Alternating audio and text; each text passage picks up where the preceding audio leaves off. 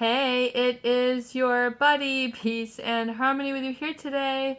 Much love going out to all the beautiful, empowered harmonizers. We are zooming in and focusing in on a great viewer question, and that is how to reduce or eliminate or sort of get rid of shame. A shame that has been experienced by this individual as a result of being in sort of a traumatizing, manipulative relationship where they haven't been able to sort of live their own truth, sort of be able to speak up. And they do feel this sense of shame. A shame means that you have to be embarrassed about yourself, that you are not presentable, you are not good enough. And then shame may ascribe to what you might consider a permanent part of yourself if you've been taught to believe that you should be ashamed of yourself, and so you then, follow that command and then you be shamed of yourself. That is not a very healthy or practical way to go about living your existence. That is really not the goal of the creator. So you kind of have to override that command with something that has really got, the big picture at hand, namely, the great creator. And to feel ashamed is to really be irreverent towards the great creator.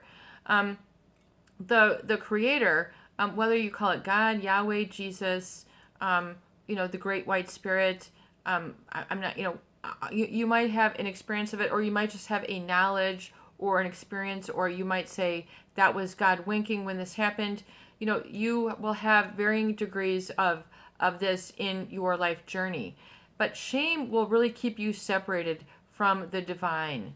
And this is not meant to be a religious talk. We're talking about how to heal through toxic shame.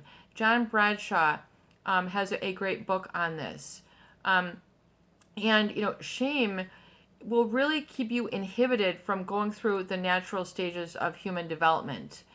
It'll keep you down or sort of held back. And not feeling as mature or as strong if you are operating with a toxic degree of shame. Realize that shame is a way to turn people in on themselves.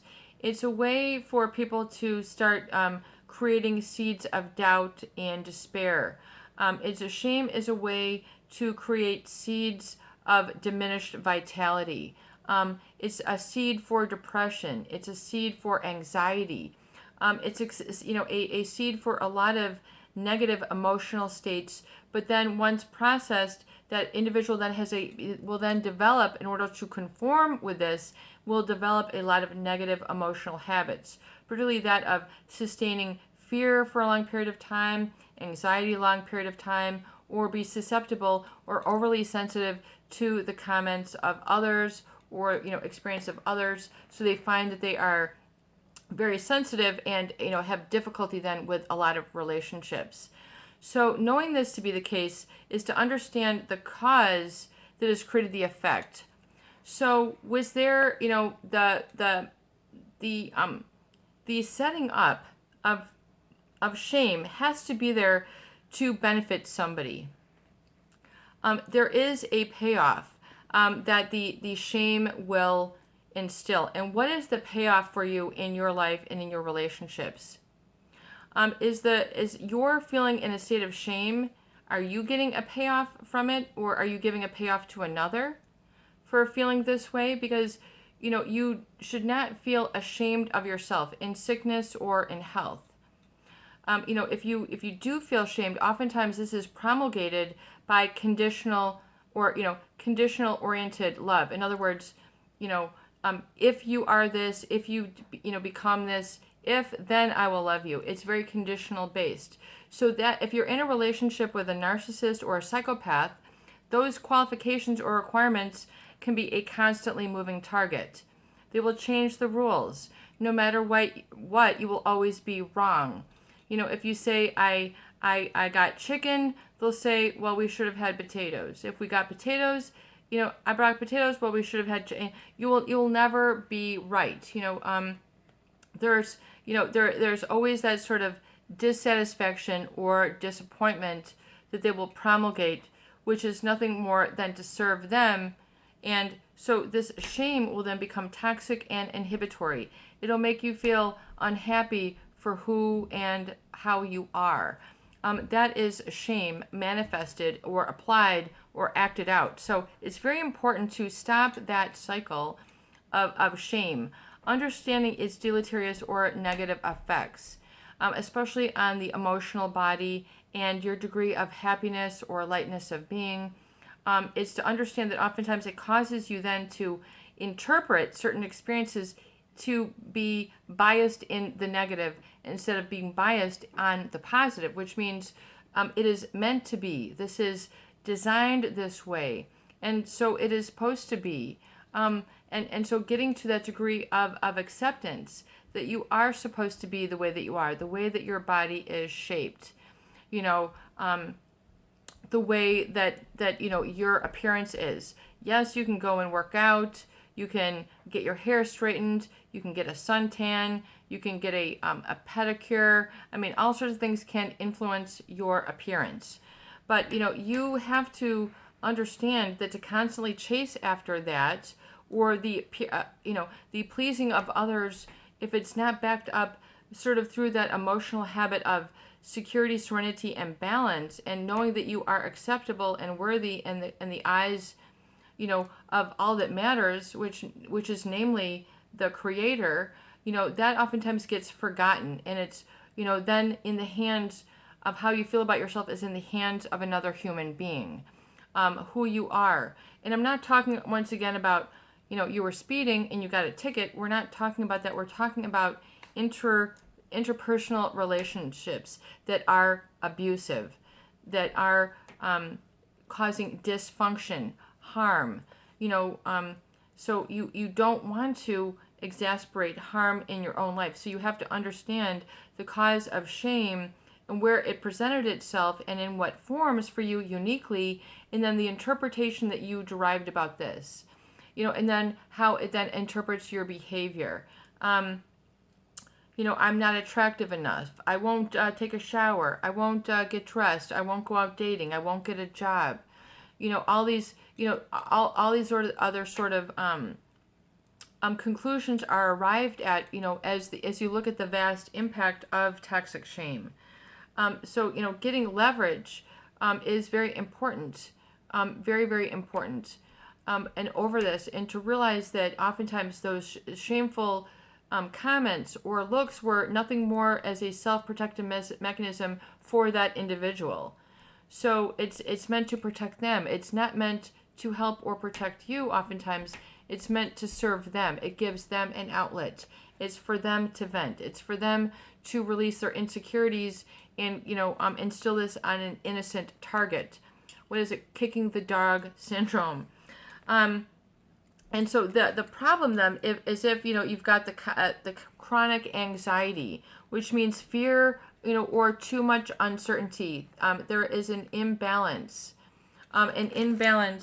of certainty and uncertainty in your life or in your subconscious. So, you know, and then so you have to really unpack what the fear is. Is it a fear that you will never meet anyone again?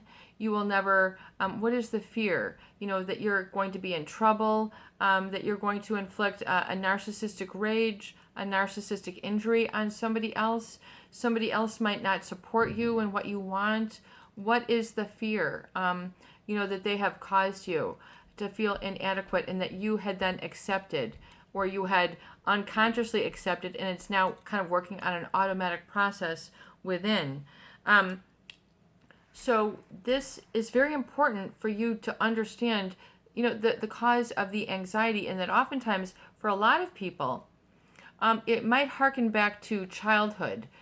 It might harken back to childhood, where perhaps fear was instilled, and you have a chronic sense of fear because of this. You were never sort of brought to safety or validated for your experience. You didn't have, you know, a someone there who was available, someone who could listen or get it and validate your actual feelings and deal with it when it happened. So then it has a chance to become repressed and bottled up, and then it just sort of creates an emotional gravity. It just sort of pulls other negative, and it, you know, it accumulates, and it can become for a lot of people a chronic anxiety. You know, chronically bracing themselves. their shoulders are up here, or they're clutching their stomach, or their teeth, or they're nervous, they're trying to hold on, they're trying to control, when they need to be able to surrender and say, I am okay. I am okay just like this. You might not have heard that. You might not have heard that from the narcissist, who might have sort of this ruling thumb over your life. But, oftentimes the part of the closure problem is that you're not going to hear this from the narcissist. So you're setting yourself, almost saying it's impossible for me to change because I'm allowing their viewpoint to override my personal truth, my personal happiness, and my I am. And there's nothing wrong with that. You don't have to be ashamed for who you are, what you look like, what your hair looks like, if it's a mess, short, long, purple, blue. I mean, it's just irrelevant. That doesn't really matter in the great picture of things. But, to enlarge it, to create it as more significant than what it is to be able to boil down and stop that feeling, and sort of dialing in and knowing what that feeling is doing.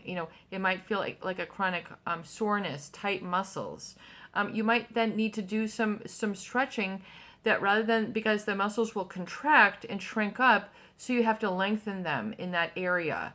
You might have to do some yoga to undo the tension that it can throw your back out of alignment, cause scoliosis, neck injuries, or people who are ashamed, they're going to hang their head down or jut their head way out. They don't want to be in their full presence, feeling positive self-regard. They are ashamed of their height. Don't be ashamed of your height. You are tall. Be it. Don't be ashamed of your hair. It is. Be it. Be your. It is how it is. How long do you want to worry about this? And so, part of knowing the shame and then the anxiety it creates is to understand how this has lived or germinated within you. It's very important, I would say, to understand the cause of this, and then to identify the cause, and to basically put up a hand now. No, create up a boundary and a standard. No, I will not be treated this way. I have a boundary and I have a standard. This is, a quality will then create a quality of life. When people say, I want a better life, or I want to feel better, it's about having a better quality of life. So quality is something that you can then focus on. A quality of, of how you feel, person of good quality. I am a person of excellent quality. I'm an excellent quality person. I am. I have excellent qualities, and I deserve. Making these statements and acknowledging and validating for yourself will help you to repair the validation that you missed, the validation that you did not receive. Because oftentimes, if there's these pockets of missing, validation in earlier stages of life, or as you get older, then people feel a sense of loss, or fear loss of control, because they don't have that validation. So realize that you also need to be able to offer yourself validation. Self-validation is very important. What I'm doing matters. What I'm doing is important. What I'm growing into is important. What I am becoming is important. I have learned many lessons, and am all the better for it. And so I have adapted and changed my life based on these profound lessons. Having self-validation is very important to learn. If this is not a strong suit within you, you need to practice and rehearse it and rememorize it. You need to develop a positive emotional habit, positive self-regard. There are times when you might find yourself in the wrong position, and you might feel self-hatred. This, and then self-sabotage. Oftentimes, you're in then a place that is too difficult, or it does not have the support that you need there. It is not a good fit. It is not what we would call, it is not a good fit. So you have to then be able to find a good fit for yourself that doesn't, which gives you the validation of who and what you are, and that you are okay to be who and what you are. I mean, this is just, you need to give yourself permission, and I give you permission today. You have permission to be a human. You don't have to be a machine. You don't have to be a cyborg. You don't have to be on the internet all the time. You don't have to only drink the fanciest coffees. You don't have to always have something going on. It's okay to relax. All these things, it's okay to not be afraid anymore. It's okay to not be afraid anymore. Are some statements that can help alleviate a lot of the anxiety that will come as a result. And, even if you are a little shaky, reaffirm, I've got this. I have got this. I have got this. And taking your time. You need to be, walk to the beat of your own drum, which means you might have to set up your own pace and your own inspiration, and then act when you are inspired. That is something important for you to show up in life. When you get inspired, that's it, peace and harmony. I'm going to get my bike out and I'm going to go and ride around the block. Then go and do it. If you only ride around the block, you'll say, this wasn't that hard. I thought this was so hard all the while. And then you realize that you are sort of living in a self-perpetuated denial state. And there's a payoff, because then you don't have to work at it, or you don't have to take responsibility. So there's all sorts of intricacies to this. But I hope that you are able to validate and say, I am, and I'm going to, take this by the horns, and I'm going to be happy. And even though I've been afraid, I know my happiness is when. I know I've been afraid, but I know my happiness is when. Getting to know what makes you happy, because it might not be the same for you as for other people.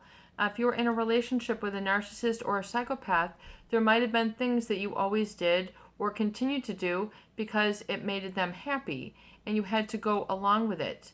It might not make you happy to watch horror movies. It might not make you happy to stay out until 2 a.m.